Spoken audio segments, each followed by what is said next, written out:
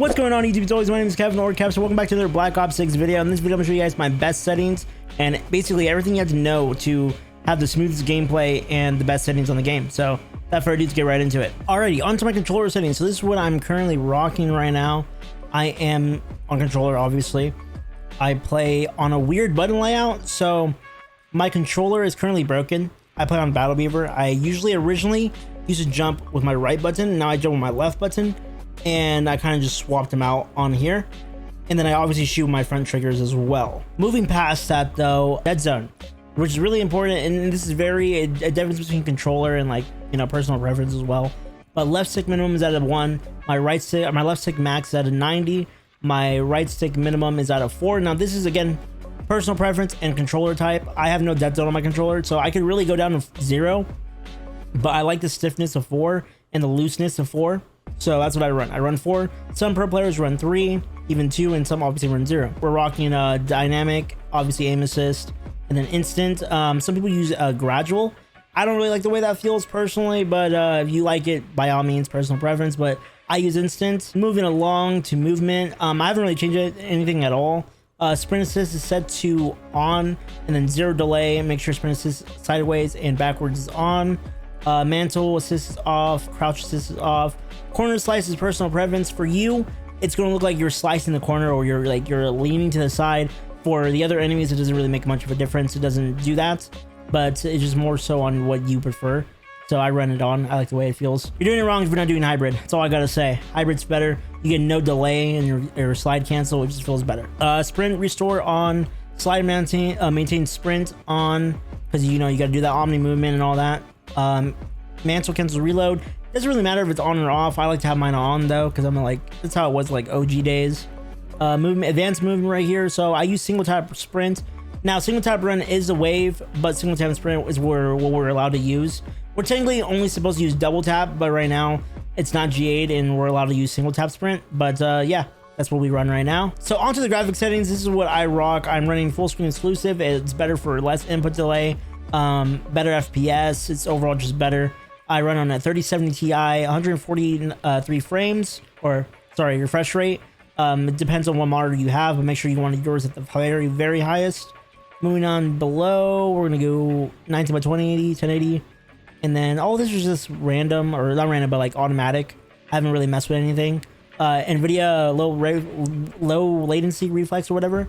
I have mine set to on plus boost, and then the rest is just default settings. And then my FPS is set to 250. Again, default. I haven't really messed with any of that. Moving on to quality, everything is going to be on low.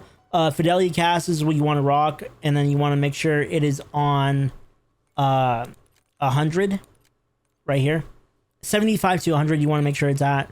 It's for the best visual quality you'll be able to get. I play on 90 for VRAM scale. Some players like to rock 75 to 80.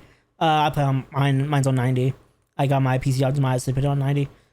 Texture resolution is going to be very low. All this is either low or high. Texture anisotropic, filter anisotropic, you want that on like high. Honestly, it's better for ground details and everything, so it makes a difference when you're like trying to see enemies. And then everything else is low or off. On demand texture streaming, I have mine set to 16, and then on, and then to a download limit of 1.0. Normal, and then again very low or off, low or off.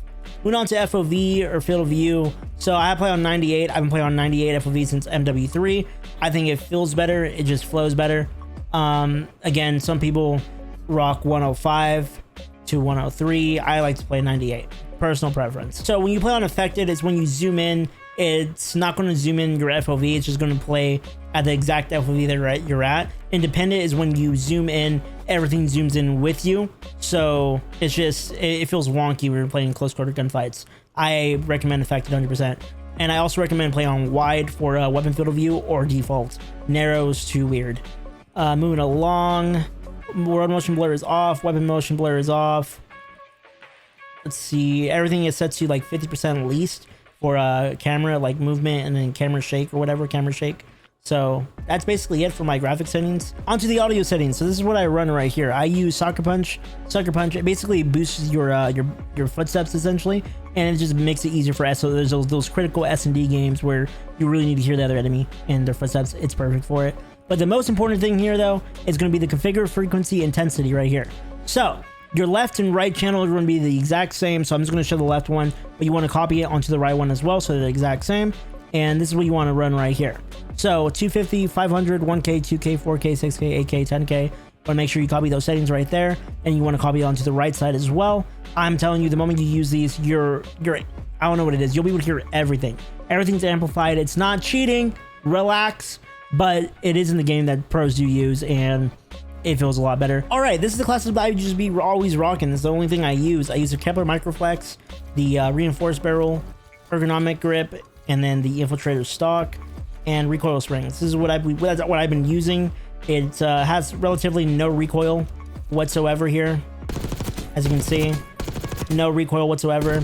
It feels very smooth, very nice, and that's just what I've been running on challengers and overall just little, you know, rank play. Alrighty, moving on to Nvidia Control Panel. Now this is for the PC players out there that want their gameplay to feel good, their game to run smoothly, and just overall wants the maximum performance they could possibly get. Here you go.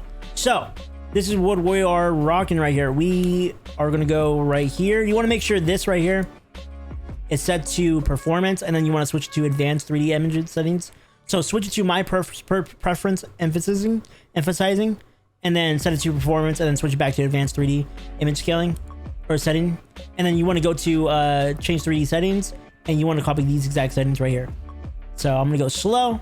Feel free to copy them. These are the best settings to run on your Nvidia for Call of Duty anyways, and they provide the highest FPS, smoothest gameplay possible you can ask for.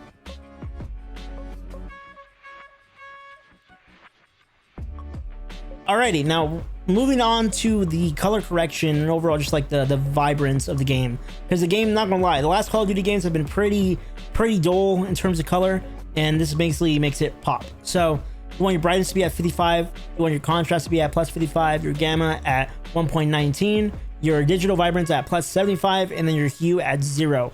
And trust me, the game's gonna feel 10 times better. I guarantee it. It's gonna look so much better, so much smoother, and you're just gonna shoot better, trust me. Overall, if you guys have been enjoying the content, haven't been enjoying the vibes, please leave a like and a sub. I'd greatly appreciate it. If you guys have not checked out our last video, it's gonna be right above me right here. And that's basically it for today's video. I'll catch you guys in the next one. Peace out. See you guys later.